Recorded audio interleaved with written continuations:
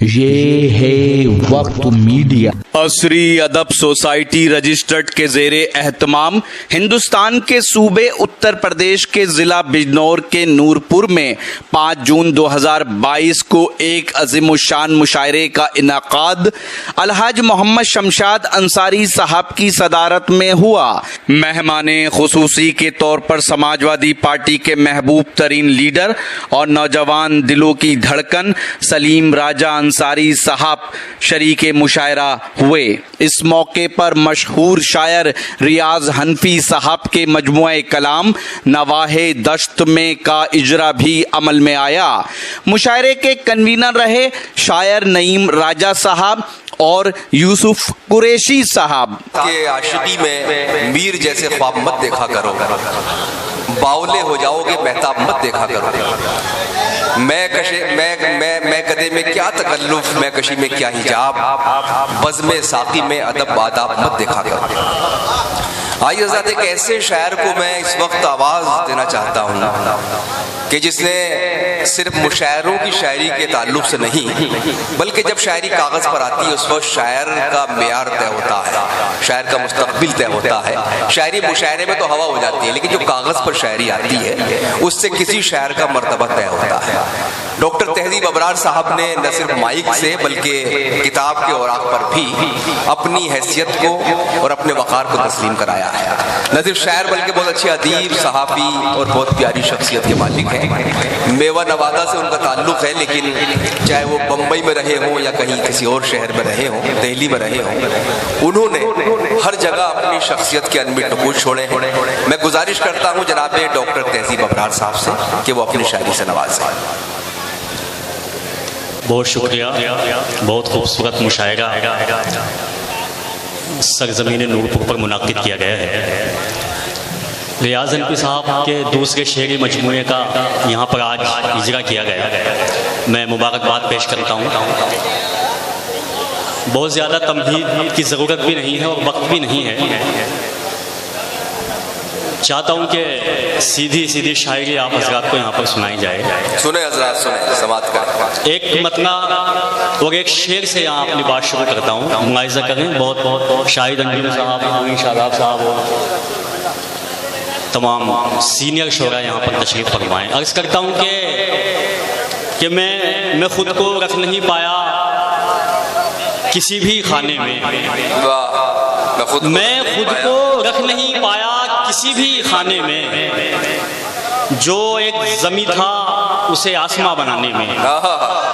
میں خود کو رکھ نہیں پایا کسی بھی خانے میں، جو ایک زمیں تھا اسے آسماں بنانے میں، جو ایک زمیں تھا اسے آسماں بنانے میں۔ اور شعر یہ بھی بطور خاص کہ کسی نے مجھ کو لٹایا ہے دونوں ہاتھوں سے۔ کیا اچھا شعر ہے۔ کسی نے مجھ کو لٹایا ہے دونوں ہاتھوں سے، کسی نے عمر گنوا دی مجھے کمانے میں، لٹایا ہے دونوں ہاتھوں سے۔ کیا کہنے، شکریہ حضرات، بہت بہت۔ کسی نے عمر گنوا دی مجھے کمانے میں، میں خود کو رکھ نہیں پایا کسی بھی خانے میں، بہت عمدہ۔ جو ایک زمیں تھا اسے آسماں بنانے میں، بہت عمدہ۔ اور کسی نے مجھ کو لٹایا ہے دونوں ہاتھوں سے، کیا کہنے، کسی نے عمر گنوا دی مجھے کمانے میں۔ ایک مطلع اور ایک شعر اور یہاں سے پیش کرتا ہوں کہ لگا دیا میری وحشت نے سب ٹھکانے سے، لگا دیا میری وحشت نے سب، لگا دیا میری وحشت نے سب ٹھکانے سے۔ ہوا تو ڈرتی ہے اب خاک تک اڑانے سے، لگا دیا میری وحشت نے سب ٹھکانے سے۔ ہوا تو ڈرتی ہے اب خاک تک اڑانے سے۔ اور یہ شعر بطور خاص کہ ہوا تو ڈرتی ہے اب خاک تک اڑانے سے، ہوا تو ڈرتی ہے اب خاک تک اڑانے سے۔ نظر کے ہوتے ہوئے کچھ نظر نہیں آتا، نظر کے ہوتے ہوئے کچھ نظر نہیں آتا، یہ مسئلہ ہے کسی کے نظر نہ آنے سے، کیا کہنے ہیں واہ واہ، نظر کے ہوتے ہوئے کچھ نظر نہیں آتا، یہ مسئلہ ہے کسی کے نظر نہ آنے، یہ مسئلہ ہے کسی کے نظر نہ آنے سے، واہ یہ مسئلہ ہے کسی کے نظر نہ آنے سے۔ واہ، ایک متنہ دو تین شعر اور مختلف طریقے سے سن لیجیے گا۔ ارشاد، متنہ اس طرح سے کیا ہے کہ اس کے میرے سوچنے کا زاویہ کب ایک ہے، شاہد بھائی اس کے میرے سوچنے کا زاویہ تو ایک، کہ اس کے میرے سوچنے کا زاویہ کب ایک ہے، واہ ہاں اگر کوئی غرض دونوں کی ہو تب ایک ہے، واہ واہ، اس کے میرے سوچنے کا زاویہ کب ایک ہے، بہت خوب، ہاں اگر کوئی غرض دونوں کی ہو تب ایک ہے۔ واہ اور یہ شیخ بطور خاص کہ یہ 3 اسٹار ہوٹل میں ہوں یا صحرا میں ہوں، واہ، کیا بات ہے، یہ 3 اسٹار ہوٹل میں ہوں یا صحرا میں ہوں، لطف یہ ہے شاعروں کا ہر جگہ ڈھب ایک ہے، واہ، یہ 3 اسٹار ہوٹل میں ہوں یا صحرا میں ہوں، بہت اچھا ہے، لطف یہ ہے شاعروں کا ہر جگہ ڈھب ایک ہے۔ بہت وہ شعر بطور خاص یہ سنانا چاہتا تھا، ملاحظہ کریں بطور خاص کہ لطف یہ ہے شاعروں کا ہر جگہ ڈھب ایک ہے کہ تم اسی سے جان لو میری اداسی کا سبب، تم اسی سے جان لو میری، تم اسی سے جان لو میری اداسی کا سبب، نون میں 2 کرسیاں ہوتی تھیں اور اب ایک ہے، واہ واہ واہ واہ اسی سے واہ، جان لو میری اداسی کا سبب۔ بہت شکریہ، بہت محبت۔ لان میں 2 کرسیاں ہوتی تھیں اور اب ایک ہے، واہ واہ، بہت شکریہ، بہت نوازش، بہت بڑی۔ تم اسی سے جان لو میری اداسی کا سبب، بہت خوب، نون میں 2 کرسیاں ہوتی تھیں اور اب ایک ہے، واہ، نون میں 2 کرسیاں ہوتی تھیں اور اب ایک ہے۔ ایک متنہ 2 شعر اور پیش کرتا ہوں، اس کے بعد اجازت۔ واہ واہ، متنہ اس طرح کہا ہے کہ اپنا رشتہ اب محفل سے جوڑا جائے، بہت خوب، بہت خوب، اپنا رشتہ اب محفل سے جوڑا جائے،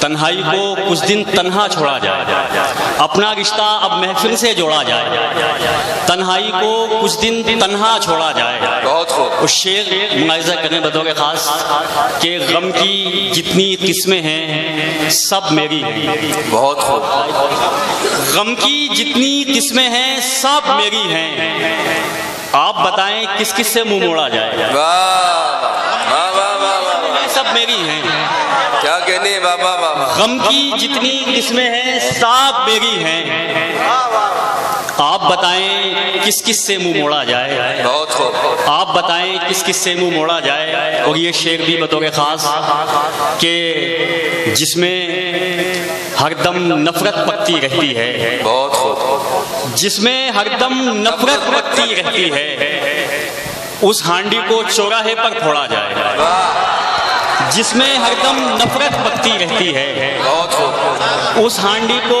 چوراہے پر پھوڑا جائے، جس میں ہر دم نفرت پکتی رہتی ہے، اس ہانڈی کو چوراہے پر پھوڑا جائے۔ اور یہ شعر بھی بطور خاص کہ امیدوں کی لاش نہیں دیکھی اس نے، امیدوں کی لاش نہیں دیکھی اس نے، امیدوں کی لاش نہیں دیکھی اس نے، اس سے کوئی وعدہ کر کے توڑا جائے، واہ امیدوں کی لاش نہیں دیکھی اس نے، واہ واہ، امیدوں کی لاش نہیں دیکھی اس نے، بہت خوب، اس سے کوئی وعدہ کر کے توڑا جائے، اپنا رشتہ اب محفل سے جوڑا جائے، واہ، تنہائی کو کچھ دن تنہا چھوڑا جائے۔ کیا کہنے ہیں، واہ واہ واہ واہ۔ ڈاکٹر تہذیب ابرار صاحب نے بہت ہی باوقار اور بہت معیاری شاعری پیش کی، اور میں ایک بات بتا دوں کہ جو مجمع سامعین کا ہوتا ہے اس میں وہ ہزاروں 10,000 کے مجمع کی داد کی کوئی اہمیت نہیں ہوتی، اگر اسٹیج پر 10 لوگ بھی داد دے دیتے ہیں تو اس داد کی بڑی اہمیت ہوتی ہے۔ تو آپ کے ساتھ ساتھ اسٹیج سے بھی ان کو داد ملی، یہ ان کی شعری کامیابی کا ثبوت تھا کہ تم اسی سے جان لو میری اداسی کا سبب، تم اسی سے جان لو میری اداسی کا سبب، لان میں 2 کرسیاں ہوتی تھی اور اب ایک ہے، उनके शेर के बाद मुझे अब्बास ताबिश जो बहुत बड़े शायर हैं, उनके बहुत से अशार आप तक पहुंचे होंगे। उनके वो शेर के दश्त में प्याज बुझाते हुए मर जाते हैं, हम परिंदे कहीं जाते हुए मर जाते हैं, हमें सूखे हुए तालाब पे बैठे हुए हंस जो ताल्लुक को निभाते हुए मर जाते हैं। उन्होंने एक जगह लिखा है अपनी किताब में नस्र में कि मुझे आज भी तुम्हारा इंतजार रहता है, बिल्कुल उसी तरह जिस तरह बरसात की पहली बारिश होती है। उन्होंने लिखा कि मैं आज भी 2 कप चाय बनाता हूँ, एक तुम्हारे लिए और एक अपने लिए। तो ये जो लॉन की 2 कुर्सियों का तस्वुर उनकी शायरी में था, जो अकेलेपन और तन्हाई का इशारा था, ये उनकी शायरी को खूबसूरत कर रहा था। आइए हजरात, अगर आप अपने दीनी जलसों की कवरेज कराना चाहते हैं या सियासी या समाजी जलसों की कवरेज कराना चाहते हैं या फिर मुशायरे या कवि सम्मेलन की या किसी और प्रोग्राम की, तो हमसे कांटेक्ट कर सकते हैं। हमारा कांटेक्ट और व्हाट्सएप नंबर है 9976400286। आप अपने दोस्त, अपने होस्ट शफीक खान को दीजिए इजाजत।